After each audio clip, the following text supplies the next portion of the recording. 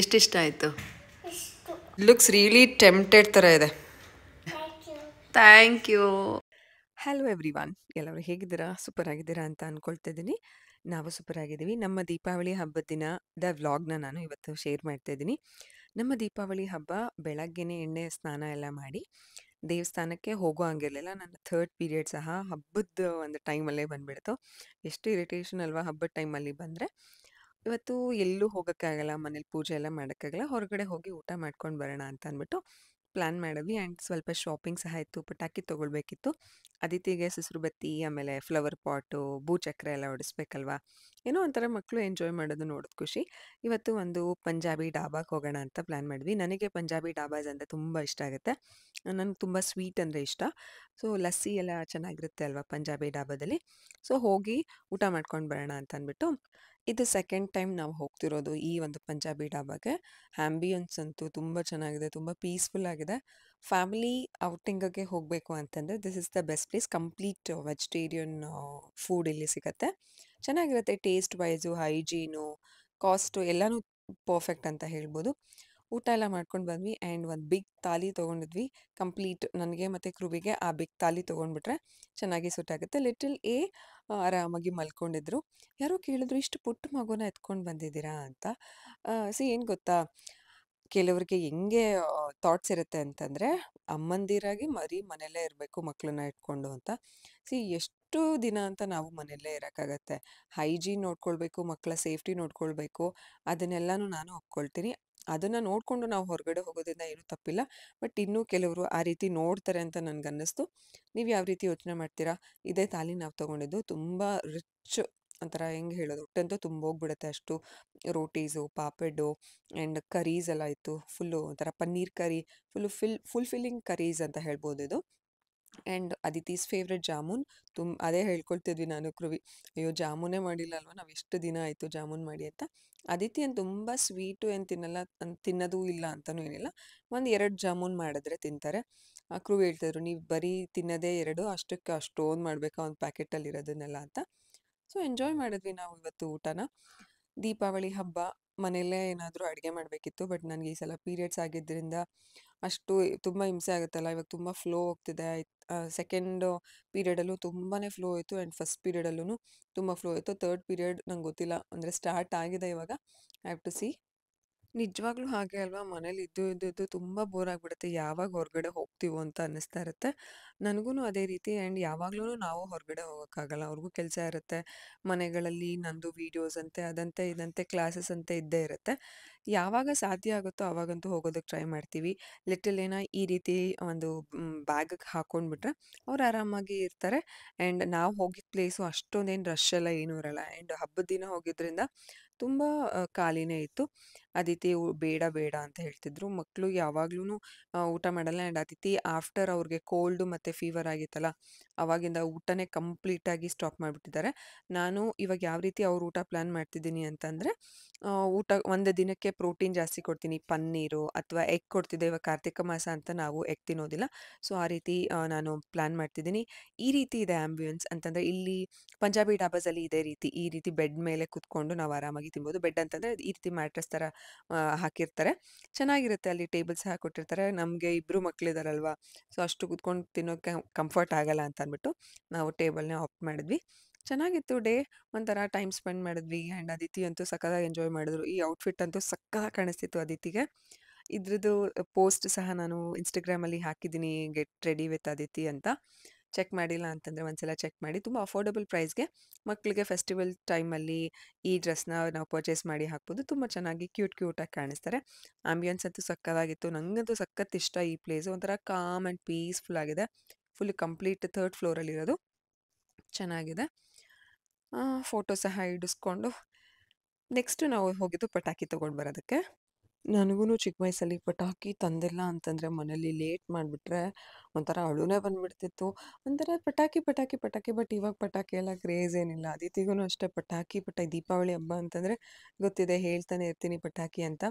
ಯಪ್ಪ ಎಷ್ಟು ರೇಟ್ ಅಂತಂದರೆ, ಜಸ್ಟ್ ಚಿಲ್ಡ್ರನ್ ಮಕ್ಕಳು ಬಾಕ್ಸೇನೆ ಅಷ್ಟು ಅಷ್ಟು ಕಾಸ್ಟ್ಲಿ ಅಂತ ಹೇಳ್ತಿದ್ದಾರೆ. ನಮಗೆ ಬೇಕಾಗಿದ್ದಿದ್ದು ಬರೀ ಸುಸುರು ಬತ್ತಿ, ಫ್ಲವರ್ ಪಾಟ್ಸು ಅಷ್ಟೇನೆ.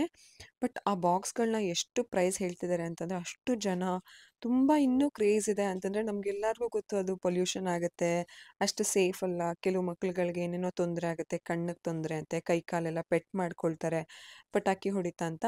ಬಟ್ ಆದರೂ ಮಕ್ಳು ಖುಷಿಗೋಸ್ಕರ ಪೇರೆಂಟ್ಸ್‌ಗಳು ಈ ರಿಸ್ಕ್‌ನ ತಗೊಳ್ತೀವಿ.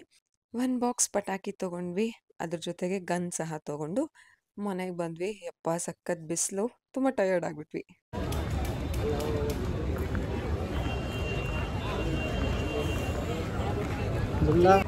ನಿಧಾನಕ್ಕೆ ಸಾಕು ಸಾಕು, ವೆಯ್ಟ್ ಮಾಡೋ ಅದಿತಿ.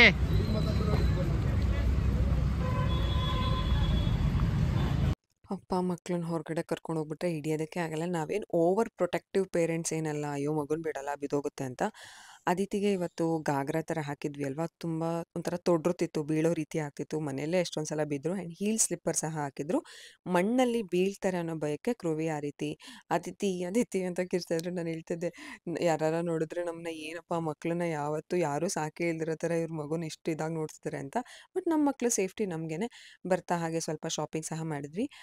ಡ್ರೈ ಫ್ರೂಟ್ಸ್ ಬೇಕಿತ್ತು ಆ್ಯಂಡ್ ಮನೆಗೆ ಮಸಾಲೆ ಪದಾರ್ಥಗಳು, ಶುಂಠಿ ಬೆಳ್ಳುಳ್ಳಿ ಎಲ್ಲ ಮನೇಲಿ ಕಂಪ್ಲೀಟ್ ಖಾಲಿಯಾಗಿತ್ತು. ನಾನು ಲಾಸ್ಟ್ ಒಂದು ವೀಡಿಯೋದಲ್ಲೂ ತೋರಿಸಿದ್ದೀನಿ. ನಾವು ಶುಂಠಿ ಬೆಳ್ಳುಳ್ಳಿ ಪೇಸ್ಟ್‌ನ ವಾರಕ್ಕೆ ಒಂದ್ಸಲ ಮಾಡ್ಕೊಂಡು ಬಿಡ್ತೀವಿ. ಹೇರ್ ಫಾಲ್ ಆಗ್ತಿದ್ರೆ ನಾವು ಬರೀ ಆ ಎಣ್ಣೆ, ಈ ಪ್ರಾಡಕ್ಟು, ಈ ಸೀರಮ್ಮು ಆ ರೀತಿ ಈ ರೀತಿ ಎಲ್ಲ ಯೋಚನೆ ಮಾಡ್ತಿರ್ತೀವಿ ಅಲ್ವಾ. ಹೇರ್ ಫಾಲ್‌ನ ಕಂಟ್ರೋಲ್ ಮಾಡೋದಕ್ಕೆ ಒಂದು ಡ್ರಿಂಕ್‌ನ ಮಾಡ್ಬೋದು ಅಂತಂದರೆ ನೀವು ಟ್ರಸ್ಟ್ ಮಾಡಲೇಬೇಕು. ಹೌದು, ಇವತ್ತು ನಾನು ಅದನ್ನು ತೋರಿಸ್ತಾ ಇದ್ದೀನಿ. ನಾನು ಇದನ್ನು ಮಾಡ್ಕೊಂಡು ಕುಡಿಯೋದಕ್ಕೆ ಪ್ಲ್ಯಾನ್ ಮಾಡಿದ್ದೀನಿ. ಇವತ್ತು ತೋರಿಸ್ತಿದ್ದೀನಲ್ಲ, ಇದೇ ನಂದು ಫಸ್ಟ್ ಟೈಮ್ ನಾನು ಕುಡಿತಿರೋದು. ನಾನು ವೀಡಿಯೋಸ್‌ನ ನೋಡಿದ್ದೆ, ಟ್ರೈ ಮಾಡೋಣ ಅಂತ ಅಂದ್ಬಿಟ್ಟು ಟ್ರೈ ಮಾಡಿದೆ. ಸಕ್ಕತ್ತಾಗಿ ಬಂತು. After delivery hair fall completely normal. ನಾವು ಯಾವ ಆಹಾರ ತಗೊಳ್ತೀವಿ, ಯಾವ ರೀತಿ ಹೇರ್‌ನ ಕೇರ್ ಮಾಡ್ತೀವಿ ಅನ್ನೋದ್ರ ಮೇಲೂ ಡಿಪೆಂಡ್ ಆಗುತ್ತೆ.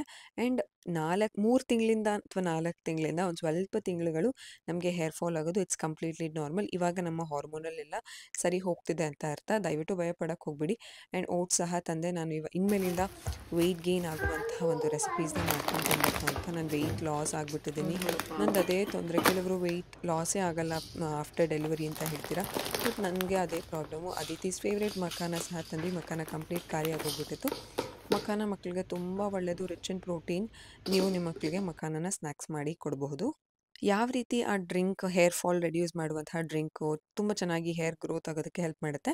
ಒಂದು ಇಡಿಯಷ್ಟು ಮಖಾನನ ನಾನು ನೈಟೇ ನೆನೆಸ್ತಾ ಇದ್ದೀನಿ. ಇದನ್ನೆಲ್ಲನೂ ನೈಟೇ ನೆನೆಸಬೇಕು. ಒಂದು ಇಡೀ ಮಖಾನ, ಅದಾದಮೇಲೆ 4 ಬಾದಾಮಿ ಆ್ಯಂಡ್ 4 ಗೋಡಂಬಿ.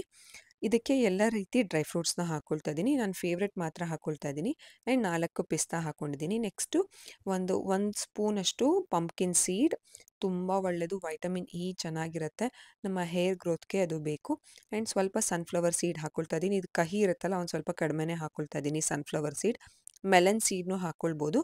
ಅದು ಅಲ್ಲಿ ಇರಲಿಲ್ಲ. ನೆಕ್ಸ್ಟ್ ನಾನು ಆನ್ಲೈನಲ್ಲಿ ಆರ್ಡರ್ ಮಾಡಿದ್ದೀನಿ. ನೆಕ್ಸ್ಟ್ ಟೈಮಿಂದ ಅದನ್ನು ನಾನು ಹಾಕ್ಕೊಳ್ತೀನಿ. ಆ್ಯಂಡ್ ಒಂದು ಸ್ವಲ್ಪ ದ್ರಾಕ್ಷಿ ಆ್ಯಂಡ್ 2 ಒಣ ಖರ್ಜೂರನ ಪೀಸ್ ಮಾಡಿ ಬೀಜ ತೆಗೆದು ಹಾಕ್ಕೊಂಡಿದ್ದೀನಿ. ಆ್ಯಂಡ್ ಒಂದು ಅಂಜೂರ ಹಾಕ್ಕೊಳ್ತಾ ಇದ್ದೀನಿ. ಇದಕ್ಕೆ ವಾಲ್ನಟ್ ಹಾಕ್ಕೊಳ್ಬೋದು. ಬಟ್ ವಾಲ್ನಟ್ ನನಗಿಷ್ಟ ಆಗಲ್ಲ. ನಿಮಗೇನಾದರೂ ವಾಲ್ನಟ್ ಇಷ್ಟ ಆದರೆ ನೀವು ಅದನ್ನು ಹಾಕ್ಕೊಳ್ಬೋದು. ಫಸ್ಟ್ ಟೈಮ್ ಮಾಡ್ಕೊಳ್ತಿರೋದು, ಕಹಿ ಏನಾದರೂ ಆದರೆ ಹಿಂಸೆ ಆಗುತ್ತೆ ಅಂತ ಅಂದ್ಬಿಟ್ಟು ನಾನು ವಾಲ್ನಟ್‌ನ ಹಾಕ್ಕೊಳ್ಳಿಲ್ಲ. ಇಷ್ಟನ್ನೆಲ್ಲ ಹಾಕ್ಕೊಂಡು ಇದಕ್ಕೆ ನೀರು ಹಾಕ್ಕೊಳ್ಬೇಕು. ಅಂದರೆ ನೆನೆಸಿ ಇಡಬೇಕಾಗತ್ತೆ. ಕಂಪ್ಲೀಟ್ ಓವರ್ ನೈಟ್ ಸೋಕ್ ಮಾಡಬೇಕು. ನಿಮ್ಗೆ ಓವರ್ ನೈಟ್ ಸೋಕ್ ಮಾಡೋಕ್ಕಾಗಿಲ್ಲ ಅಂತಂದರೆ ಮಿನಿಮಮ್ ಒಂದು 8 ಅವರ್ಸ್ ಆದರೂ ಸೋಕ್ ಮಾಡಿ. ಬೆಳಗ್ಗೆ ಮಾಡಿ ನೀವು ಸಂಜೆ ಅಂದರೆ ಸೋಕ್ ಮಾಡಿ ಸಂಜೆ ಮಾಡಿ ನೀವು ಡ್ರಿಂಕ್ ಮಾಡಿ ಕುಡಿಬೋದು. ದಿನಗಳಂತೂ ಹೊರಳೋದೇ ಗೊತ್ತಾಗ್ತಿಲ್ಲ. ಈಗ ನ್ಯೂ ಇಯರ್ ಸೆಲೆಬ್ರೇಟ್ ಮಾಡ್ದಂಗಿದೆ. ಆಲ್ರೆಡಿ ದೀಪಾವಳಿ ಹಬ್ಬ ಆಗೇ ಹೋಯ್ತು. ಲಿಟಲ್ ಏನು ಇವಾಗ ಹುಟ್ಟಿದಂಗಿದೆ, ಇವಾಗ ಹೆಗ್ಲಲ್ಲಿ ಎತ್ಕೊಂಡಂಗಿದೆ. ಆಲ್ರೆಡಿ ಅವ್ರಿಗೆ 5 ಮಂತ್ಸ್ ಕಂಪ್ಲೀಟ್ ಆಗ್ತಿದೆ. ಇನ್ನೇನು ಸ್ವಲ್ಪ ದಿನದಲ್ಲೇ ಸಾಲಿಡ್‌ನ ಶುರು ಮಾಡಬೇಕು. ಯಾವಾಗ ಶುರು ಮಾಡ್ತೀರಾ? ಏನೇನು ಪ್ಲ್ಯಾನ್ ಮಾಡ್ತಿದ್ದೀರಾ ಅಂತೆಲ್ಲ ಕೇಳ್ತಿದ್ದೀರಾ.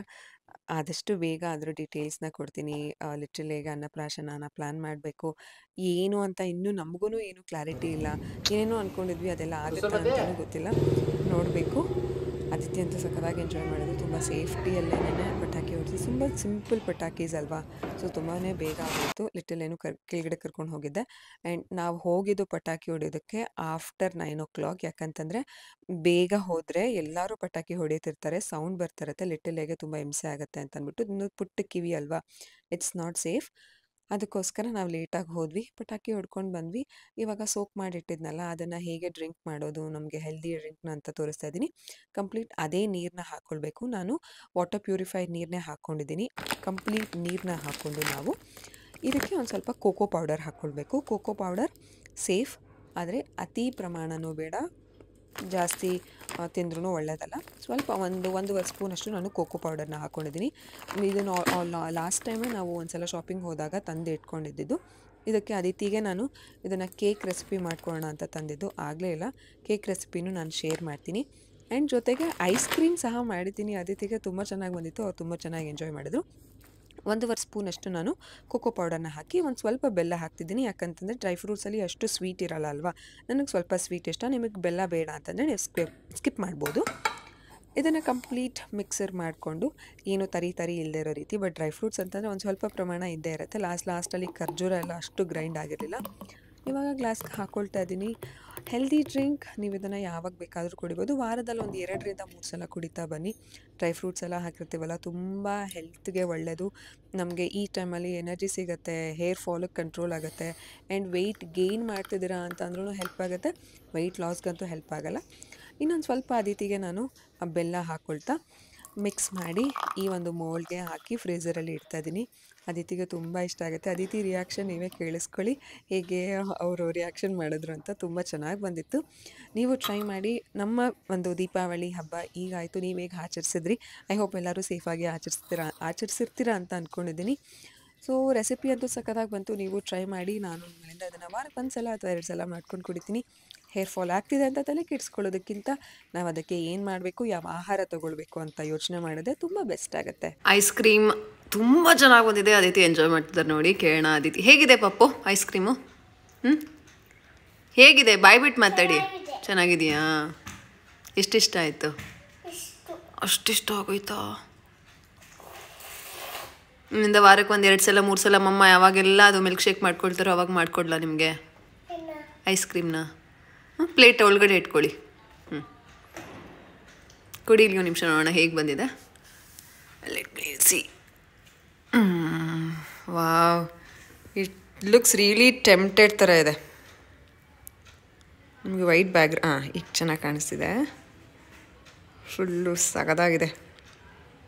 ಯಾವ ಒಂದು ಎಂತ ಅದ್ಯಾವುದೋ ಐಸ್ ಕ್ರೀಮ್ ಬರುತ್ತಲ್ಲ, ಯಾವ್ದು ಚಿನಿ ಮಮ್ಮಂಗೆ ಇಷ್ಟ? ಚಾಕೋಬಾರ್. ಅದೆಲ್ಲ ಯಾವುದು ಬೇಡ ಚಿನಿ.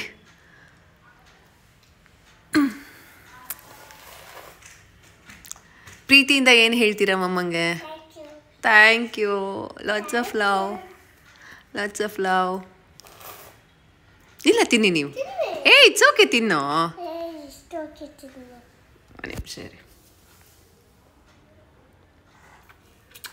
ಥ್ಯಾಂಕ್ಸ್.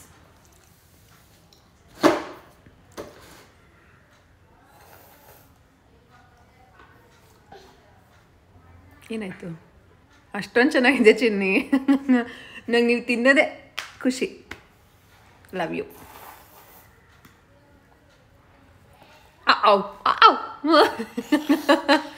Love you.